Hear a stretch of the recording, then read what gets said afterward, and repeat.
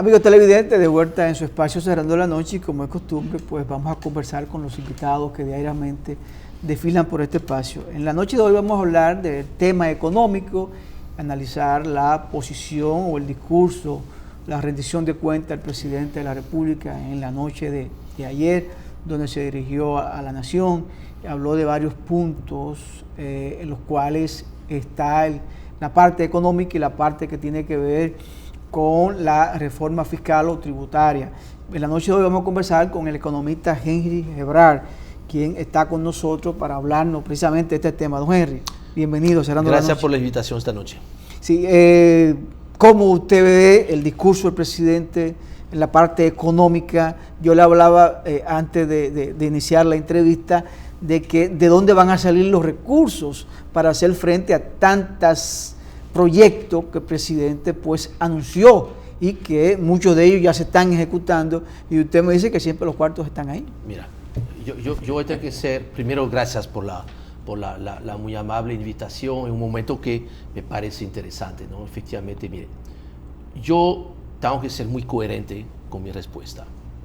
En las últimas 6 o 7 semanas tengo la posibilidad de participar en muchos paneles, dando charlas, respondiendo las amables invitaciones de los medios de comunicación, y yo decía que lo que hacía falta era que con liderazgo el presidente de la República asumiera una agenda de transformaciones construyendo un relato, y mi preocupación era que yo no veía este relato.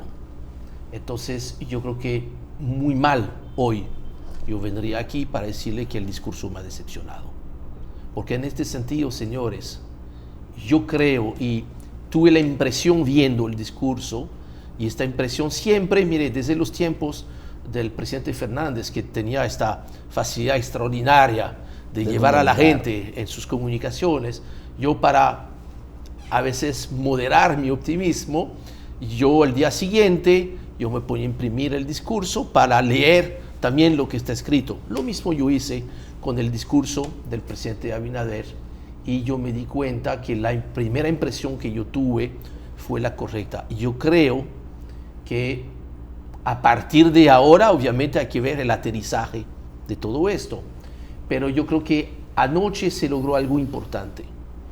Es que tenemos un presidente que ha construido un relato importante. Un relato importante, sí, quizás un sueño, pero qué bien. Es momentos donde frente a una crisis, con esta salida de crisis, hay que soñar, como él dijo, en el país en el cual todos quisiéramos vivir. Yo creo que eso fue muy oportuno, más que oportunista, fue oportuno. Después, obviamente, uno puede tratar de ver que si el vaso está medio lleno, medio vacío, si hay un vaso, si este vaso está prestado, endeudado, todo lo que usted quiera, pero yo creo que ayer sucedió algo que puede ser importante para las próximas etapas de la economía dominicana. La economía dominicana, al salir de esta crisis del COVID, tiene la posibilidad de convertirse en la economía de referencia en toda la región. Pero esta vez, tal como pasó hace 30 años. Hace 30 años la República Dominicana fue sacudida por una crisis terrible. ¿Cuál fue la respuesta de la República Dominicana? Una agenda de transformación increíble que ha permitido un crecimiento que hemos tenido durante 30 años. Solamente una cosa no funcionó con este crecimiento. Lo que usted estaba diciendo antes de mi entrada, de que este crecimiento no necesariamente le llegaba a todo el mundo.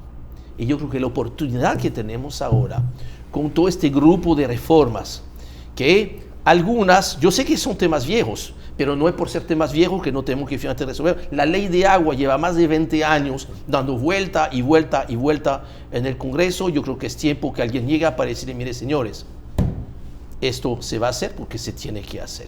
Entonces yo me siento muy optimista. Ahora habrá de ver a partir de ahora cómo se articulan las cosas, pero yo creo que si la sociedad dominicana entiende que es posible hacerlas, a pesar de todas las dificultades, a pesar de todos los intereses que existen y que muchas veces han sido suficientemente fuertes para impedir las transformaciones, impedir que el crecimiento le llegue a la mayoría de la población dominicana, pienso que tenemos esta vez la oportunidad, porque quizás no tenemos otra opción. O lo hacemos o sencillamente, mire, vamos a quedar como un país que dentro de 10, 15, 20 años seguirá con un grupo de países que no logró transformarse. Yo creo que esta oportunidad es una oportunidad casi histórica y ojalá pues sepamos agarrar este momento. Evidentemente que todo lo de la crisis sanitaria no es 100% malo, porque abre también oportunidades. Sí. Y una de esas oportunidades tiene que ver con la capacidad del Estado de reinventarse a partir de su propia falencia y la que ha puesto en evidencia la crisis sanitaria, sobre todo lo relativo a la fortaleza institucional del Estado y la posibilidad de convertirse realmente en garante de la materialización de los derechos fundamentales de los habitantes. Que eso solamente lo garantiza un Estado. Por eso, esta crisis que vivimos nos ha mostrado, y también a nivel global, de que la libertad económica, que rápidamente se confundió con un ultraliberalismo, que dejó al sector privado cosas que debería de estar haciendo el Estado, porque el bien común no es para hacer negocio.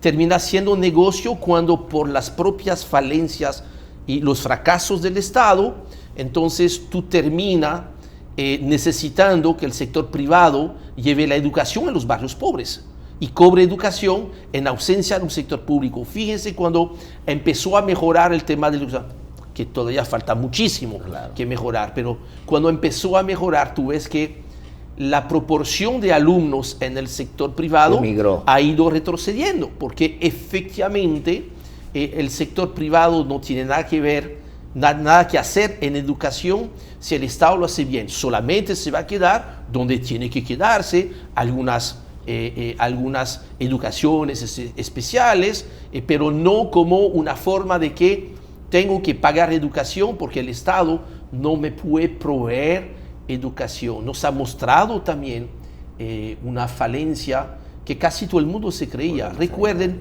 la última rendición de cuenta del presidente Medina, 27 de febrero del 2020. República Dominicana se ha convertido en un país de clase media. Y 3 semanas después teníamos que distribuir comida a más de 1.500.000 hogares. Entonces, creo que esta crisis, lamentablemente con muertes, quiebras, mucho dolor, nos permite esta oportunidad, no de reinventarse, porque en realidad, como lo dijo el presidente Abinader en la UAS cuando hizo el discurso casi de convocatoria al pacto social, de que lo que se buscaba no era regresar a la situación antes de la crisis, porque esta situación no es aceptable.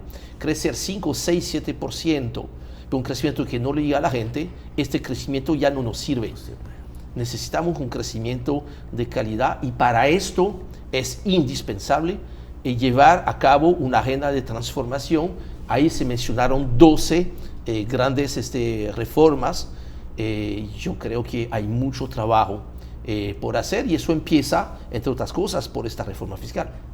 Yo decía también antes de llegar que un Estado solo siendo recaudador de impuestos es muy difícil satisfacer los problemas nacionales. Que no puede ser solamente eso.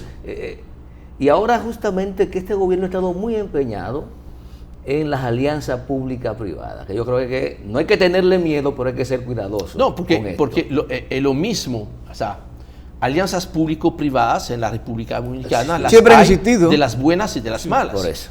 De las muy malas podemos nombrar quizás la que más automática nos viene a la mente, que es el peaje sombra, la autopista. Esto es Juan Pablo II. El mejor ejemplo de lo que es una mala alianza público-privada. Del otro lado, yo quisiera mencionar yo sé que puede ser polémico para unos que no les gusta el tema de la minería, pero el contrato de explotación de la mina de oro de Pueblo Viejo es un excelente ejemplo de lo que puede ser un desarrollo, una alianza público-privada. De la reforma que se le hizo. Cuidado con eso, porque el 97.3 ha sido la mayor leyenda urbana que yo he escuchado aquí. Este 97.3 nunca existió, eso es una falacia. O sea, todo el mundo lo sabe, o sea, eso no tiene nada que ver con economía, probablemente eso tiene que ver con política, por eso no lo quiero comentar. Hoy en día la República Dominicana está recibiendo el 52% de lo que es la renta minera y es un muy buen retorno porque la República Dominicana no tiene que hacer esa inversión y gracias al contrato tal como está, cada vez que sube el precio del oro, sube la misma proporción lo que tiene que recibir la República Dominicana. Ese es un buen ejemplo. Entonces, no hay nada automático. Una reforma fiscal puede ser buena si se hace bien, puede ser catastrófica si se hace mal. Reforma, y seguimos aplazando el pacto fiscal.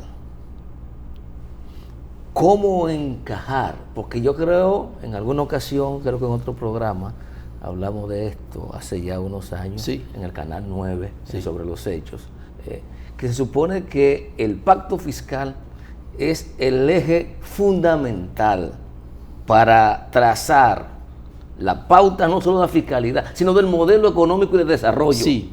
Entonces, ¿cómo vamos? ¿Qué pasa? Primero, ¿de dónde viene esta idea del pacto fiscal? No es ni una sugerencia ni un capricho. Una ley. Es un mandato de una ley, que es la Ley de Estrategia Nacional y Desarrollo, al igual que estaba el tema del pacto eléctrico y el pacto por la educación. El pacto por la educación fue relativamente fácil, se llevó a cabo, estamos invirtiendo un 4% de educación, eso no automáticamente te garantiza los resultados. De hecho, yo creo que de eso habló un poquito el presidente anoche.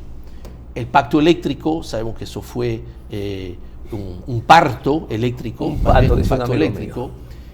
Ahora que está firmado, se espera que efectivamente eso sea el instrumento a través del cual lo que se llama ahora la reforma del sector eléctrico se puede llevar a cabo. El tema del pacto fiscal, idealmente, se debería de tomar el tiempo necesario para hacerlo. Creo que vamos a tener que ser muy pragmáticos. Vamos a tener que ser pragmáticos. Lo que creo que vaya a pasar, y ahí estoy interpretando, ¿no? Yo entiendo que no hay posibilidad de salir con el presupuesto 2022 sin la reforma. Sin la reforma. O sus aspectos más fundamentales en la parte de ingresos y gastos.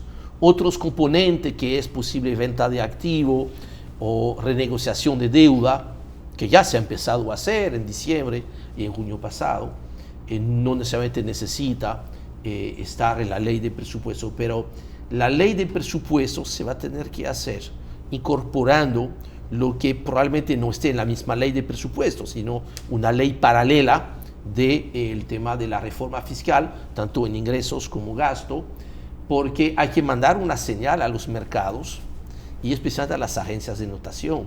O sea, tú no puedes salir con más de lo mismo porque te van a decir, mira, o sea, hemos ayudado a todos los países del mundo durante la crisis, ya la crisis está más, esperamos, ¿verdad?, detrás de nosotros, entonces ahora hay que empezar a recoger y ordenar las cosas y prepararse para bajar ciertos niveles de deuda. Creo que probablemente lo que vaya a pasar, y nuevamente estoy tratando de interpretar, el Poder Ejecutivo ha consultado durante semanas, tiene una propuesta que está preparada y la única manera de estructurar sin desorden o de articular una conversación en el Consejo Económico y Social es mandando esta propuesta allá. Dice, oye, mire, nosotros hemos ya avanzado mucho el trabajo, esa es la propuesta que vemos, ¿cuál es su opinión? Y esto yo creo que es la función de un Consejo Económico y Social. En todos los países donde existe un Consejo Económico y Social, no es él que elabora la ley. Él formula recomendaciones y opiniones. Entonces, yo creo que para que haya un mínimo de discusión y de consulta, dado el poco tiempo que queda antes de la presentación del presupuesto, ¿verdad? Va a tardar en octubre. Y la aprobación del presupuesto, entonces se va a tener probablemente que llevar en paralelo la discusión en el Congreso y la discusión en el Pacto Económico y Social, pero en algún momento, señores, en algún momento alguien tiene que tomar la decisión. Usted está diciendo con esas aseveraciones de que no hay salida, que el gobierno tendrá obligado que hacer una reforma fiscal si quiere implementar un nuevo presupuesto para el año 2022.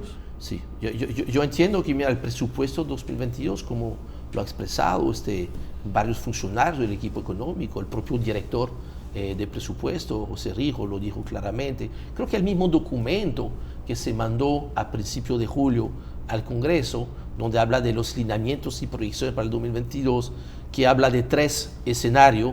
Un primer escenario que es no hacemos nada, dejamos las cosas como es, y concluye que este escenario no es viable. El segundo escenario que es, mira, no podemos hacer reforma, vamos a priorizar algunos programas muy prioritarios de gasto, pero con eso tú no puedes implementar realmente la política para la cual tú fuiste electo, ni tampoco la política que necesita la nación, entonces tampoco es viable.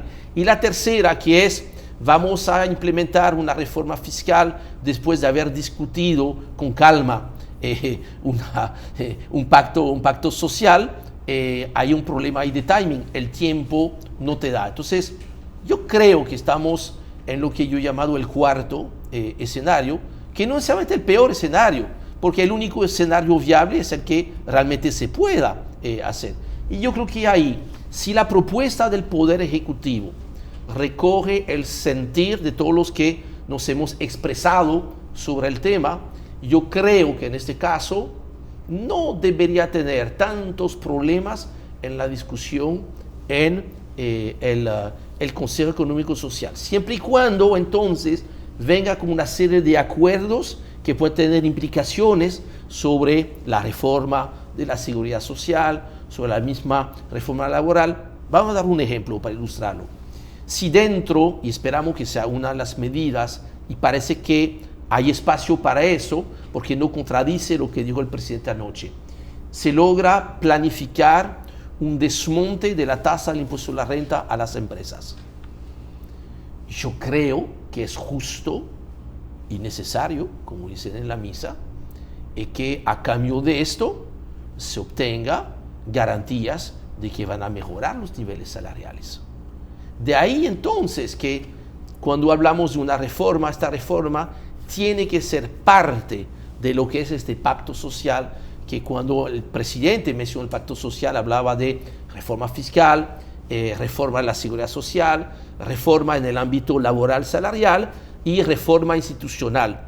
Prácticamente las 12 reformas que él mencionó anoche caben cada una dentro o debajo de uno de esos capítulos, otras quizás de una forma más transversal, pero yo creo que sigue siendo coherente. Y no todas las reformas tienen que salir aprobadas el mismo día en el Congreso. Yo creo que vamos a tener 2 o 3 años con congresistas que van a tener que trabajar mucho, y con gente, todos nosotros también tenemos una responsabilidad en esta discusión cuanto a orientación, tratar de separar lo que es la discusión política, que es parte del ejercicio democrático, pero no perder de vista cuál es el bien común, qué es lo que como sociedad queremos, cuál es la República Dominicana que queremos dejar a la próxima generación.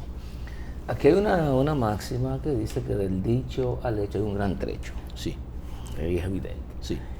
Y a propósito de lo que dijo el ministro de Economía, de que la reforma fiscal será progresiva, recordé también lo que anunció Iván Duque en Colombia, una reforma fiscal progresiva.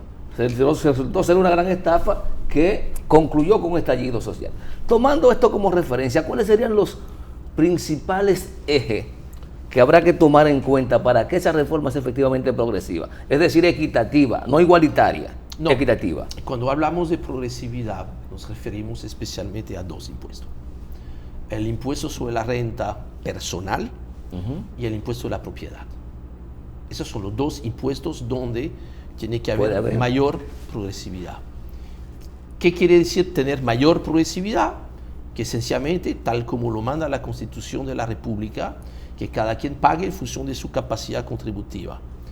No vamos a mencionar nombre, pero señores muy conocidos, es normal que paguen una tasa más alta, mucho más alta, que el asistente mío o el señor que vende fruta en la esquina. Esto es progresividad. ¿Qué pasa? Que lamentablemente yo he observado una cultura perturbadora en el país, de que cuando se abordan esos temas, la gente que está en contra de la progresividad tiene un talento increíble a movilizar a los pobres para defender los intereses de los ricos. Un ejemplo, las placas de los vehículos. Señores, cada vez que se ha tratado cambiar el tema de la placa de un monto fijo a un porcentaje en función del vehículo, No se ha podido. pero ¿quiénes han salido a defender esto? La gente que no tiene los a vehículos. lo que beneficia. Sí, entonces han defendido, por eso tenemos que entender lo que significa progresividad. En el caso del impuesto a la propiedad, de lo mismo. Yo creo que ahí hay un poquito de espacio. Ahora, independientemente de eso, mira, no se resuelven las desigualdades de la sociedad a través de los impuestos, sino a través del gasto. Entonces, por supuesto, para que haya un gasto público, tiene que haber unos ingresos que sean un poquito mayor a lo que hay hoy en día.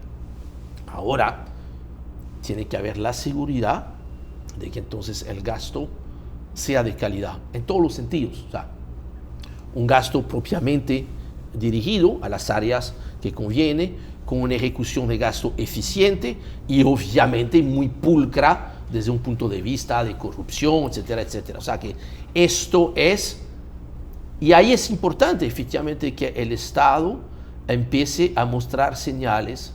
Lamento un poquito que muchas iniciativas, viene una presentación precisamente del director de presupuesto que nos ha mostrado una serie de ahorros importantes, de recortes importantes.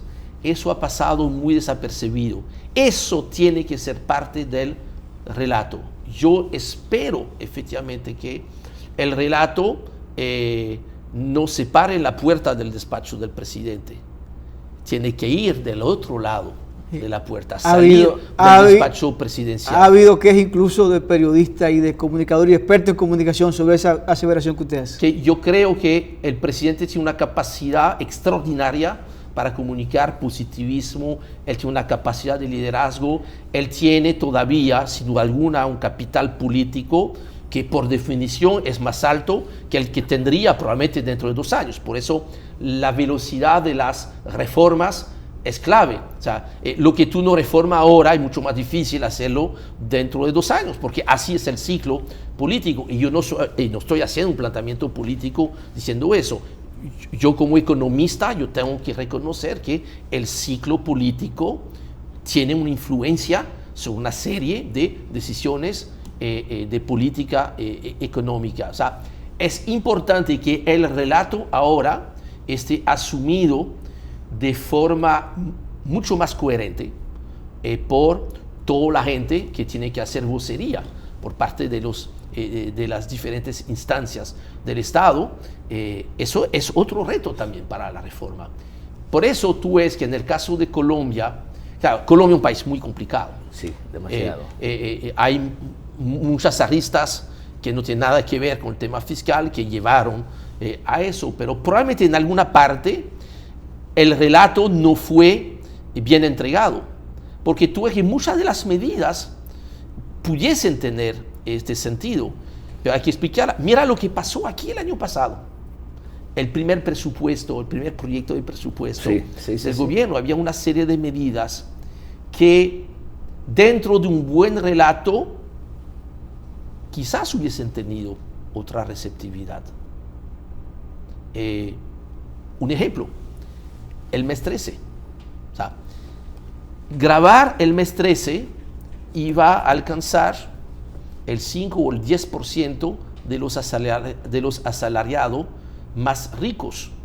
al no explicar correctamente o al no explicar las cosas, pensó que era universal. Mucha gente pensaba que iba a ser universal, como ha sido muy trágico, que se iba a aplicar inmediatamente en el 2020 y que no fue así. Por eso usted ve que el relato puede ser tan importante, tan pertinente como las propias medidas que se busca implementar. Bueno, te acaba de decir ahora mismo que el presidente de la República debe aprovechar ese momento que tiene para hacer esa reforma, y también creo que estoy de acuerdo con usted en la posición con relación a diferentes funcionarios de que no han sabido vender bien el gobierno o la propuesta que tiene el gobierno. Gracias, señor Henry Gebrat, por haber estado con nosotros. Muchas gracias por la invitación. Amigos televidentes, conversamos con el economista Henry Gebrat, quien ha hablado sobre temas interesantísimos que esperamos que usted pueda sacarle provecho y filo político y económico. Gracias por la sintonía. Este equipo encabezado por Junior Espinosa y quien les habla, Giovanni Almonte, nos despedimos y hasta mañana.